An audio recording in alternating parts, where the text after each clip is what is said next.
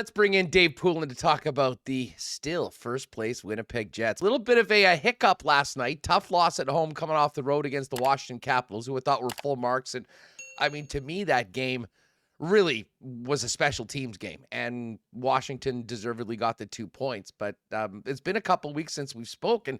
The Winnipeg Jets have played a lot and they've won a lot, Dave. I mean, how impressed have you been with what the team's been able to do since we've last spoke, hanging on to first place in the Central? Okay, I'm going to take out one word out of your opening sentence. Still. I don't want the word still in first place. I want in first place. Okay? I like it. I like it. This is your sports psychologist working with you here, Andrew. Get rid of the word still. We're in first place. You're a Winnipeg Jet. And a couple things stand out. And even the game last night, as crazy as this sounds, at 4-0, I thought they were coming back. And 4-0, not before they scored 2 goals to start the comeback, and then had chances to make it 4-3. And also compound that with they had saves to keep it at 4-2. And so every bit of that ends up being a 5-2 loss, empty net goal, understood. There were aspects of it that showed me that this was a different team. And so I think that's something that's significant. Also, the most significant thing, I spend a lot of time looking at schedules. And I look at how they break. And by the way, Winnipeg's isn't the only one right now that's doing this. Like, it seems, if you look at it right now, it's kind of weird. Oh, we're away for 2, we're home for 1, we're away for 2, we're home for 2. Or it seems to be, I don't know if clunkier is the right word, but not as fluid as schedules have been in the past. And that's a bit of a challenge. But the Reds appear on my schedule as losses. There's only one time this year when there's 2 red scores in a row. That's Vegas and Toronto early in the year. And that's what Winnipeg has done very effectively, is bounce back after wins. And that's impressive. That's a huge step. And not only bounce back, but after each loss have put together 3 or 4 or 5 wins. And so all of these things, I had a column when you were away about streaks. And it dealt with both positive and negative streaks, because Jersey was in the middle of the big winning streak. And there were teams that had put together, I think Boston at that point put together a couple of 7-game winning streaks. St. Louis was all over the map. 3 wins, 8 losses, 7 wins. Like poor Craig Berube was bouncing off. He didn't know which side of the streak he was on. But that's what Winnipeg has avoided, is red streaks on their score sheet. And that's a sign that says we're a more mature or different hockey team. That's something I'm saying. Yeah, I mean, listen, I think a big part of it goes back to Rick Bowness, and this is something we've talked about repeatedly, but the way he's challenged his players, reminded them about the situation, focused in on the job at hand. And I think back to his little post-game speech to the club after the win in Chicago on Friday night. He walked in, obviously there was a bit of rah-rah, great game, guys, and said, hey, this is a tough spot, back-to-back 3 and 4 games. And he said out loud, no excuses, good job, whatever, we'll see you tomorrow. And let's face it, we've heard a lot of excuses around this team for a long time. And it just seems like Rick's MO from day one of training camp has been to push everything that's outside of your control away and focus on winning hockey games. And the buy-in has been there, and that's why we're looking at the Jets in first place in the Central Division. Well, think of what an excuse is. An excuse is something that tells you everything's okay. And it's not. I mean, when you lose a game, something happened. And it's not okay. Now, there are games in which you play better than others and still don't have the outcome you wanted. That happens. But he doesn't tolerate that aspect of it, and I love it. And it's very candid. It's out in the open. It's a relationship is what it is, Andrew. It's when a relationship goes to a different level is when candor and transparency and all of those things happen, and you cut out all the other, factors, excuses, if you will. And right now, what's one of the most prevalent excuses in sport? Well, we had some injuries. Well, guess what? Everyone has injury. Everyone does. And you can say you had more than other teams did or different than other teams did. Yes, you did. But there's been no team in the history of the game that's had 18 skaters and 2 goaltenders play 82 games each. It just doesn't happen. So how do you handle that? And, what you don't hear out of Winnipeg is that we've had no Nikolaj Ehlers. Don't hear that. And it's unfortunate, but think of the injection that player is going to give you when he gets back. And that's the way you look at it. And think of some of the emergences. Does Cole Perfetti really get a chance to shine if Nikolaj Ehlers is in the lineup? Maybe not. Maybe not to play in the same situations. By the way, I went through, I don't work on the draft, but I'm there, right? I'm around. And I went through the different conversations about Perfetti and I have a good friend who's close to that situation, whose son grew up with him and played with him growing up. And there were questions about that half step, that foot speed. And here's what I like about Cole Perfetti, Andrew. I think he's adjusting very well to the National Hockey League. He's smart, you can see everything. But when you've had something like that, it's not that, he wasn't the fastest kid growing up. We've talked about fastest kids because fastest kids don't have to learn how to play the game. Sometimes they just skate by you. Like if I'm faster than you, I don't have to figure out how to get by you. I just skate by you. Perfetti at some point had to figure out how to get by. And the person I'll compare him to, I'm not comparing him to this person as a player. I'm comparing him to this person as a skill development aspect, and that's Mark Stone. When I asked Mark Stone why he was so good at stealing pucks, he laughed. He said, because I couldn't skate as fast as everybody. If I didn't steal it, I didn't touch it. The only way I could get it was to steal it.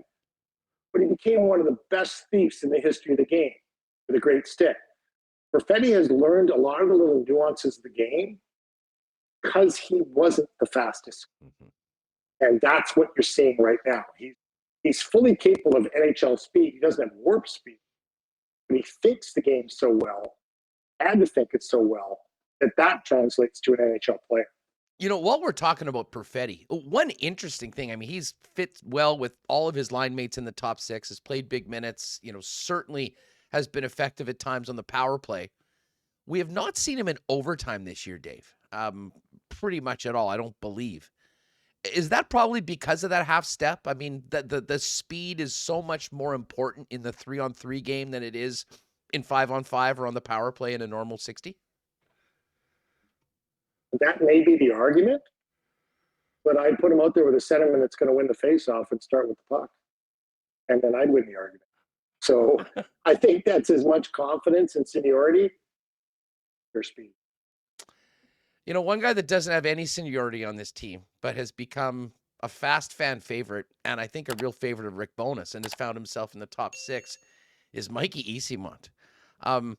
He really wasn't on the radar for the most part of most Jet fans at the beginning of the season. And to be honest, I'm not sure he was much for the coaching staff. Played a little bit in the preseason, was gone to the Moose. Since his recall, Dave, he's played on the 4th line. He's played on the 3rd line. He's played on the 2nd line. He's contributed on the power play. And Rick Bowness talks about passion and energy. And at times, in somewhat of a negative way, that this team was lacking it earlier on in the year. And it seems like this guy brings it every single shift. I'm not sure how much you've seen of Eyssimont, but sometimes players do come sort of out of nowhere, at least to the collective fan base. And all of a sudden he's here. And frankly, they've needed it. Menelainen's out as well. When you have the amount of injuries, someone needs to step up. But this young man has been that guy. And what a story he's been right now for this team. You're talking to an undrafted free agent. Who had to prove himself every step of the way, don't you? You don't think I have a soft spot for a player like that? Who emergence, who doesn't come, as heralded, who didn't play, but the thing is the fit. Because that player sometimes doesn't, he's best suited in the American Hockey League as a top 6 guy. So to put him, he's got to prove something else. Look, everyone scored at some level. Right? Everyone in the National Hockey League was the leading scorer in their team group. They just were. And even the guys that don't score at the National Hockey League level chances are they were the leading scorer on a team growing up. But you've got to learn to do other things. You've got to adjust. You've got to, to add to your skill set, to your toolbox, all of those things. He's a pain to play against. You can see that. He's annoying in a positive way. He's relentless because he's had to be. He draws a penalty a game. He does, because someone's annoyed at him. You don't think he was a pain to stand beside at the bus stop on your way to school? Like, seriously? Can you picture it, Andrew? He'd be tweaking you every second. And it also, this many years later, you remember him at the bus stop. He's a memorable guy. And so I think that, this isn't the first time he's had to prove himself. Just not. And he's proven himself each step of the way. But some don't get the chance to prove themselves at the highest level. Sometimes it's a coach. Sometimes it's a scout. Somebody said, bring him in. Somebody said, sign him. And it was someone who'd seen him play in the American League effectively, be back to college, and said, hey, this is a guy that can help us in the situation. And maybe initially it was to help the Moose. And it was to provide depth. But to his credit, he's done it. And, Dave, both Eyssimont and Jansen Harkins were both put on waivers, were sent down to the Manitoba Moose, and responded with point-a-game performances. Harkins, in particular, I think scored 4 and 6, came back up when they got the opportunity, seemingly in a better chance to make a difference than before. And both of them haven't looked back and have passed a number of guys on the depth chart while doing it. There's no arc to this. There's not. And for some guys in their careers, it continues, past when they. And, when do you finally make it? When there's no question that you're going down, and you think you're past that. Jansen Harkins probably thought he was past that coming into this season. And yet, hey, that was and it humbles you and it knocks you down a peg. And then you go down and you decide, look, I'm not going to let that happen again. And Rick Bowness has talked about how you control what you control. And that's what you're talking about right now. And you control your output, your energy level, your compete level. And when you get another chance, you're not going to let it go. The appreciation factor just grows. So give credit to both guys. They handled it well. And also, you got to get a little bit of a lucky break that no one claimed them. And because they're, that's got to be part of it as well. We were talking about Eyssimont and how he seems to be drawing a penalty every night out. One guy that was the guy for that last year, although he took quite a few of his as well, as Pierre-Luc Dubois. Like Dubois right now, Dave, playing back with Kyle Connor. He's got 29 points, 14 goals in 27 games. Is really turned into the guy that I think the Jets were hoping to have when they made the big trade with Columbus.